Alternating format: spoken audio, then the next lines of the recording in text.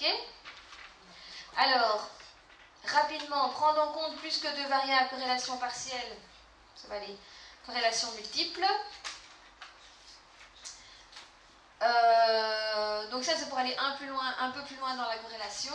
Si on veut regarder la relation entre deux variables en ne tenant pas compte des effets d'une troisième, ou en tout cas en faisant en sorte d'enlever l'effet d'une troisième variable, eh bien, on va calculer ce qu'on appelle un coefficient de corrélation partielle.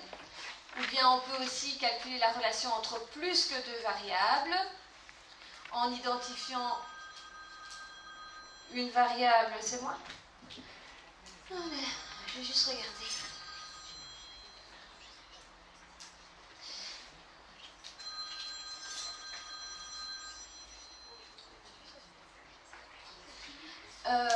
En regardant la relation entre plus que deux variables, en considérant une variable comme devant être prédite par les autres, on parlera de corrélation multiple. Alors, on fera des exercices demain par rapport à ceci. Mais donc, un coefficient de corrélation partielle, il permet d'éliminer les effets sur la mesure de la relation d'autres variables auxquelles les deux variables seraient corrélées. Donc, il permet d'évaluer la corrélation entre deux variables après avoir contrôlé et enlevé l'effet perturbateur d'une troisième variable. Ça ressemble un peu à l'analyse de covariance, à part que là on parlait en termes de performance globale. Ici, c'est la mesure de corrélation. Donc ça permet de mesurer la corrélation entre deux variables en enlevant l'effet parasitant d'une troisième. Je vais vous montrer des exemples tout de suite après. Exemple, relation entre le poids et la taille d'un groupe d'individus compte non tenu de la largeur du torse. C'est comme les médecins. C'est comme Le cas avec les médecins qui... Oui, c'était ça. Et donc ici, dans le cas du médecin qui tue, la variable parasitante, c'était la maladie. Donc on aurait pu calculer un coefficient de corrélation partielle entre le nombre de médecins et le nombre de décès en enlevant l'effet de la variable parasitante maladie. Sauf que là, c'était justement un bon effet, puisque... Donc en fait, ce qui se passait, c'est qu'on voyait qu'il y avait une corrélation. Donc attention, quand je fais corrélation partielle, je peux... Donc, j'ai deux variables, je fais une corrélation entre ces deux variables. Et elle me semble bizarre. Soit elle est trop grande, soit elle est trop petite. D'accord? Ça peut être l'effet d'une troisième variable qui vient influencer les deux en question. Et donc, en calculant le coefficient de corrélation partielle entre ces trois variables, donc en tenant compte de la parasite en question, mais le fait d'utiliser le coefficient de corrélation partielle, je vais pouvoir éliminer l'effet de cette variable parasite. Soit je vais gonfler la corrélation entre les deux premières, soit je vais la diminuer. Ça dépendra de la relation de cette troisième avec les deux. Mais dans le cas des médecins, par exemple, elle va être moins bonne, la corrélation, si on enlève la maladie. Bien sûr, bien sûr. C'est le but. En fait, la relation entre médecin et nombre de décès était anormalement gonflée parce qu'il y avait cette variable maladie qui apparaissait. Et donc, on pourrait montrer qu'en calculant la corrélation partielle, en enlevant l'effet parasitant de la maladie, on va rediminuer la corrélation entre médecin et nombre de décès. Mais ça pourrait être dans l'autre sens. Tout à l'heure, je vais montrer un exemple dans l'autre sens. Oui? De façon un peu plus imagée, parce que c'est un peu compliqué à comprendre, donc la corrélation partielle, Oui. dans la pratique, est-ce que ça voudrait dire que par rapport aux médecins et aux lieux, on prendrait par exemple la corrélation dans un lieu qui est l'hôpital avec le nombre de médecins qui sont là et on ne s'occupe que de ça, et puis on fait celle avec par exemple... Non, c'est pas ça. Ah non, parce que si vous faites ça, de 1, vous serez que dans un petit bout du graphe. Oui. Et donc, moi, ce que j'ai montré, c'était qu'en fonction du... Comment? Il fallait, pour avoir votre nuage de points, il fallait absolument avoir des mesures dans les trois, Oui. dans les trois lieux. Donc, vous faites la corrélation dans les trois lieux entre la présence des médecins et le nombre de décès. Et en même temps, vous avez besoin de connaître la corrélation entre le nombre de maladies et conduisant à un décès, si vous voulez, et le nombre de maladies soignées par les médecins, et le nombre de médecins. Donc pour calculer une corrélation partielle, vous avez besoin de connaître la corrélation totale entre les trois variables prises 2 à 2.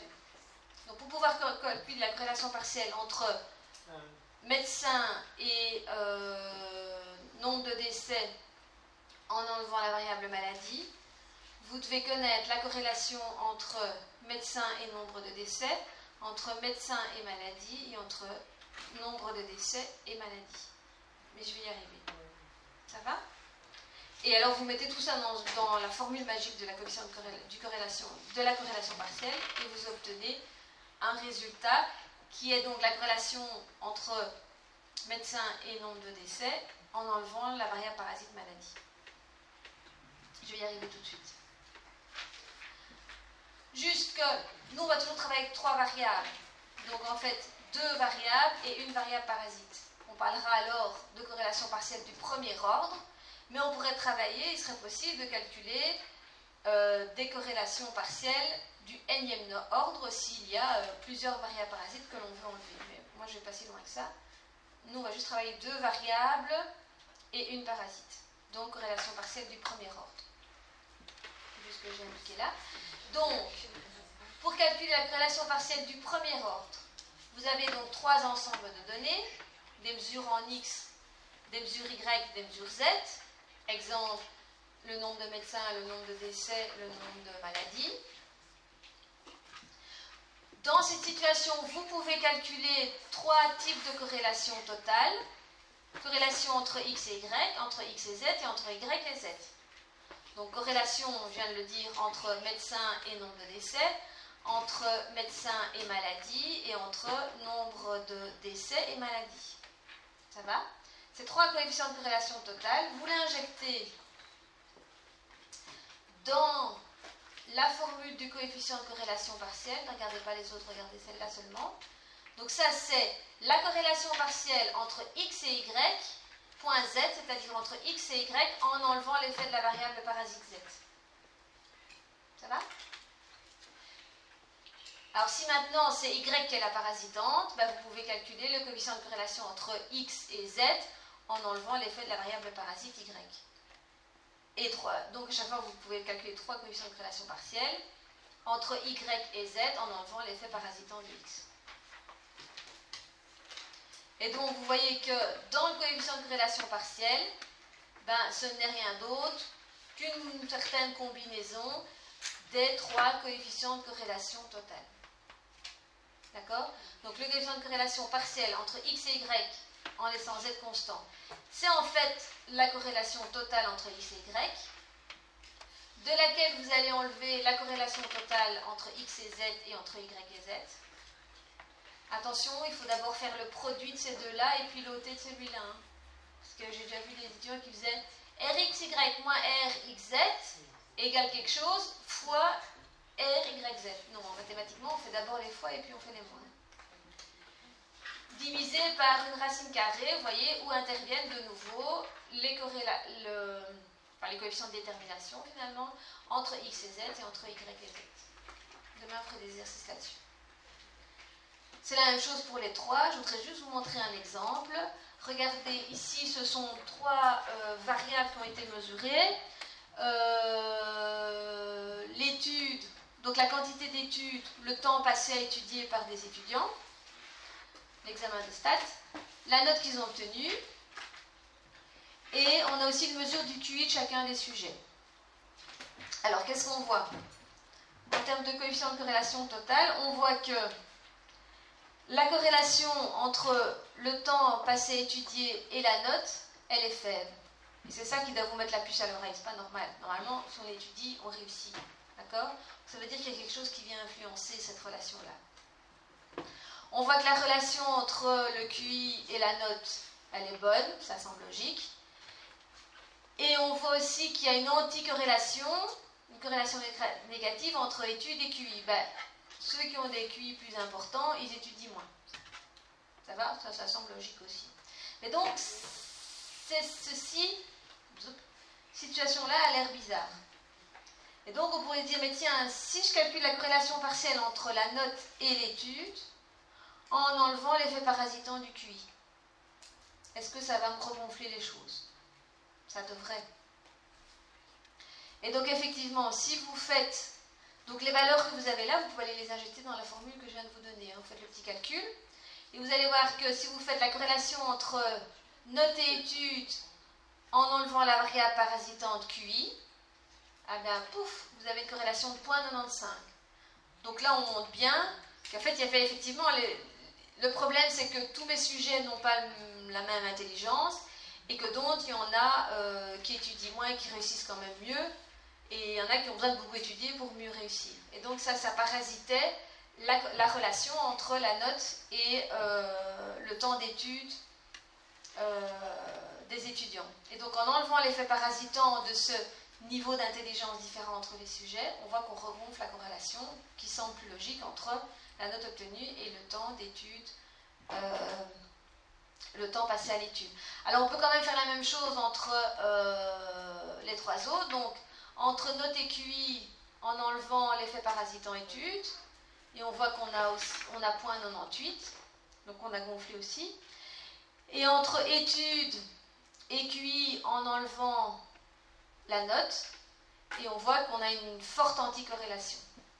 Ça va? Donc vous voyez que dans ce cas-ci, le fait de calculer des corrélations partielles, donc enlevant à chaque fois les variables parasitantes, on regonfle les corrélations partielles. On a des choses... Là, on regonfle aussi. C'est pas parce qu'elle est négative qu'on la regonfle pas. On la regonfle dans les négatifs. La troisième, elle veut dire que quand on étudie... Donc, ça veut dire qu'il y a une forte anticorrélation entre études et QI.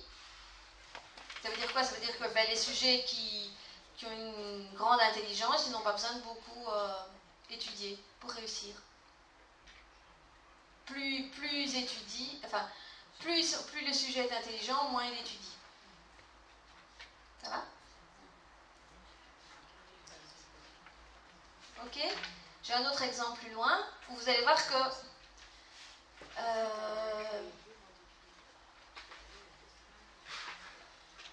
je vais vous montrer l'exemple après. Alors, si vous voulez faire de l'inférence, puisque c'est un coefficient de corrélation, on peut aussi calculer sa significativité, comme tout coefficient de corrélation. C'est pas parce qu'il est partiel qu'on ne peut pas faire de l'inférence. Donc réfléchir à la corrélation partielle dans la population. D'accord? Donc pour faire ça, vous devez calculer une erreur type, le S grand SR. Et donc vous voyez ici, vous avez les formules des erreurs types pour chacun des coefficients de corrélation partielle. Et puis vous devez passer par la note U, donc la note centrée réduite, en faisant le rapport entre le coefficient de corrélation et son erreur type. Ça, c'est ce qu'on fait de manière habituelle quand on calcule la significativité d'un coefficient de corrélation. Alors, j'ai un autre exemple pour vous faire un peu sentir tout ça. 3 variables x, y, z mesurées sur n sujets. Si vous prenez les corrélations prises 2 à 2, vous voyez qu'elles sont toujours de 0,5. Et donc, les coefficients de détermination sont toujours de 25%. Pour chaque paire de variables, donc la corrélation est de 25%. Alors on peut symboliser ça, cette relation, covariation entre les variables, par des ellipses qui sont plus ou moins superposées. Voilà ici la relation qui existe entre x et y. S'il n'y avait pas du tout de relation entre x et y, les deux ellipses seraient complètement séparées. Plus il y a une relation entre x et y, plus les ellipses se superposent. Plus les ellipses se superposent, plus l'intersection entre les ellipses va augmenter. D'accord? En fait, cette intersection, c'est le pourcentage de variance expliquée de l'une des variables par rapport à l'autre. Donc, c'est les 25% que vous avez là-bas. Effectivement, si x et y sont complètement liés, donc si la corrélation est égale à 1, la détermination sera égale à 1 et on aura les deux ellipses qui sont complètement superposées l'une à l'autre. C'est une symbolisation pour essayer de vous faire sentir les choses. Donc, plus les ellipses se superposent, plus les mesures covarient ensemble, et donc plus le pourcentage de variance expliqué de l'une des variables par rapport à l'autre est grande. En fait, plus l'intersection entre les deux ellipses est grande. Donc, vous voyez en rose ici, c'est les 25% de pourcentage de variance expliquée entre x et y. Je peux faire la même chose entre X et Z, et j'ai aussi 25%. Et je peux faire la même chose entre Y et Z, j'ai aussi 25%. Si maintenant j'ai les trois, ça correspond à quoi la corrélation partielle? En fait, la corrélation partielle, par exemple, entre X et Y, en enlevant l'effet de la variable Z, ça va correspondre à ce petit bout-là. Parce que c'est mes deux ellipses qui sont là, moins l'ellipse rouge. C'est comme si je cachais l'ellipse rouge. Et donc ce qui reste entre les deux, c'est le petit bout d'intersection entre X et Y quand on a enlevé la variable Z. Et donc, dans ce cas-ci, évidemment, puisqu'on a pris exactement les mêmes valeurs, eh bien, vous avez ici en assuré vert les coefficients de détermination des coefficients de corrélation partielle. La corrélation partielle, c'est donc une procédure qui va permettre de mesurer la région d'interaction entre les trois et de l'enlever du graphe de manière à déterminer la corrélation entre, par exemple ici, X et Y, en enlevant l'effet de la troisième. Ou bien entre Y et Z, c'est-à-dire ceci, en enlevant l'effet de X. Donc il ne vous reste que le petit bout vert qui est là. Ou encore la corrélation entre X et Z, c'est-à-dire ce que je suis en train de montrer ici, l'intersection entre X et Z, en enlevant l'effet de la variable Y, c'est-à-dire le petit bout vert qui est là. Ça, c'est la corrélation partielle. Alors, un exemple beaucoup plus concret. Imaginez que vous faites des mesures avec une échelle de mesure d'intelligence. Et donc, c'est une échelle d'intelligence, donc la WAIS, mais qui comprend plusieurs sous-échelles. Donc, dans cette échelle d'intelligence, on peut faire des mesures d'intelligence arithmétique, de compréhension, d'habilité arithmétique, de vocabulaire. Et donc, regardons la corrélation entre... Donc, on a fait des mesures sur un ensemble de sujets. On a des valeurs pour chacune des trois sous-échelles, d'accord? On peut calculer la corrélation, donc, si vous voulez, la covariation entre les scores à une des épreuves et les scores à l'autre. Donc, est-ce que quand ils sont bons en arithmétique, ils sont bons en vocabulaire? Est-ce que quand ils sont bons en compréhension, ils sont bons en habilité arithmétique? C'est ça, quand on fait la corrélation totale entre chacune des variables prises 2 à 2. Et donc, ce qu'on voit, c'est que entre la compréhension et l'habilité arithmétique, il y a une corrélation, mais quand même assez faible, de 0,49. Entre la compréhension et le vocabulaire, 0,73. Et entre l'habilité arithmétique et le vocabulaire, 0,59. Et donc, les coefficients de détermination, on a 24% dans le premier cas, 53%, 35%. Et donc, on va calculer maintenant les coefficients de corrélation partiels. C'est-à-dire, tiens, c'est quoi la corrélation entre compréhension et habilité arithmétique si j'enlève l'effet parasitant des performances en vocabulaire? Ou bien, tiens, c'est quoi la corrélation entre habilité arithmétique et vocabulaire si j'enlève l'effet parasitant de compréhension? Parce que des sujets pourraient avoir des niveaux de compréhension différents. Et ainsi de suite, je peux faire la chose pour les trois. Et donc, voilà les coefficients de corrélation partielle. Donc, le premier, c'est entre compréhension et habilité en enlevant l'effet parasitant des performances en vocabulaire. Le deuxième, c'est entre compréhension et vocabulaire en enlevant l'effet parasitant de l'habilité arithmétique. Et le troisième, c'est habilité arithmétique vocabulaire en enlevant l'effet parasitant de la compréhension. Et regardez, ici on a l'effet inverse de l'exemple de tout à l'heure, à savoir que les corrélations partielles sont plus faibles que les corrélations totales. Alors que tout à l'heure, on avait gonflé les coefficients de corrélation en enlevant les variables parasitantes. Ici, on diminue l'effet. Ça correspond à quoi si on veut symboliser ça avec mes ellipses? Mais entre compréhension et habilité arithmétique, voilà, j'ai une certaine corrélation entre les deux, et donc une certaine superposition de mes deux cercles qui sont là. Entre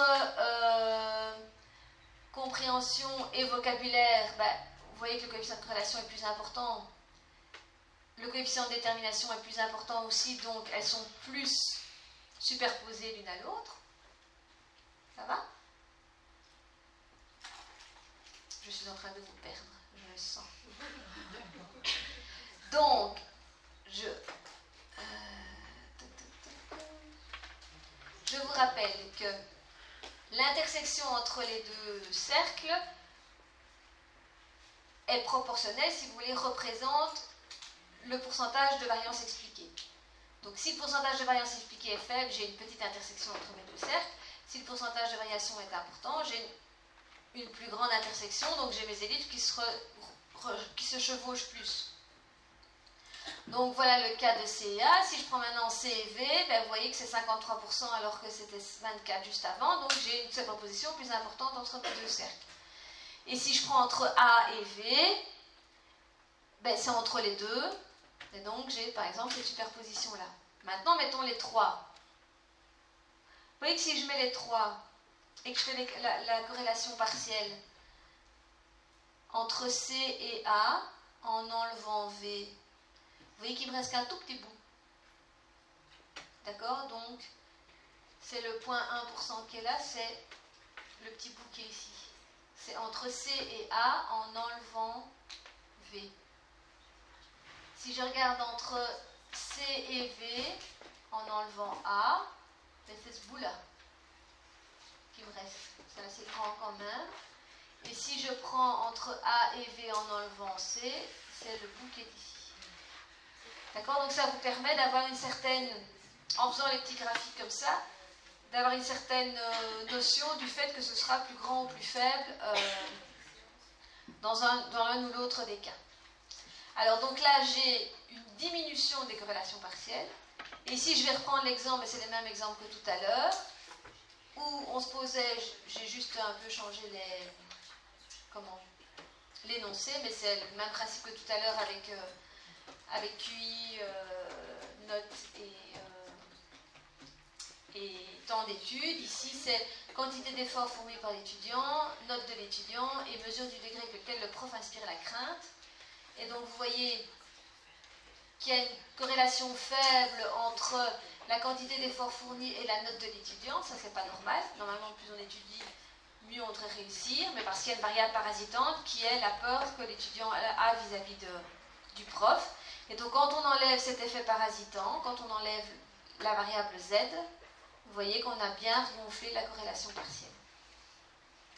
Ça va? Donc, le principe de corrélation partielle, c'est vraiment enlever l'effet d'une variable parasitante qui vient gonfler ou diminuer artificiellement la corrélation entre deux mesures. Corrélation multiple, je vais survoler, c'est simplement l'idée que, au lieu de faire des corrélations entre deux variables, on peut faire avec plus que deux variables. Ça, c'est simplement, de nouveau, vous ne pouvez pas retenir ça, c'est juste pour vous montrer que quand on est à deux dimensions, le modèle de référence à laquelle on ajuste le nuage de points, c'est un modèle à une dimension, c'est la droite. Si j'augmente dans les dimensions, ici je suis à 3 dimensions, eh bien le modèle auquel je vais ajuster mon nuage de points, c'est plus une droite, c'est un plan. C'est un espace à 2 dimensions. À chaque fois, j'ajuste un espace à une dimension inférieure à l'espace dans lequel je travaille. Et vous avez ici la manière de calculer le coefficient de corrélation multiple. Vous voyez que de nouveau, il tient compte des coefficients de corrélation total. Alors ici, au lieu de mettre x, y, z, j'ai mis 1, 2, 3 pour un peu différencier de la corrélation partielle, mais c'est une autre formule magique qui vous permet de calculer la corrélation multiple. Ça, c'est simplement pour rajouter des variables dans la corrélation. On l'a fait dans le non paramétrique avec double Kendall, ici c'est avec du paramétrique. Et vous pouvez aussi faire de l'inférence en calculant une note Z qui n'est rien d'autre, ou une note U, c'est la même chose, que le rapport du coefficient de corrélation à son erreur type. Voilà comment est calculé le coefficient de corrélation et voilà comment est calculé son erreur type. Ça va? Et un dernier slide qui vous dit simplement que dans les corrélations multiples, il y a aussi une approche non paramétrique qui est le W de Kendall. Mais ça, j'en parle pas puisqu'on en a parlé quand on a parlé des procédures non paramétriques. Je vous en ai parlé à ce moment-là. Et voilà qui clôture avec joie, brio. Là, vous nous avez vraiment Oui. motivé pour le bloc. Allez, motivé. La semaine, donc demain,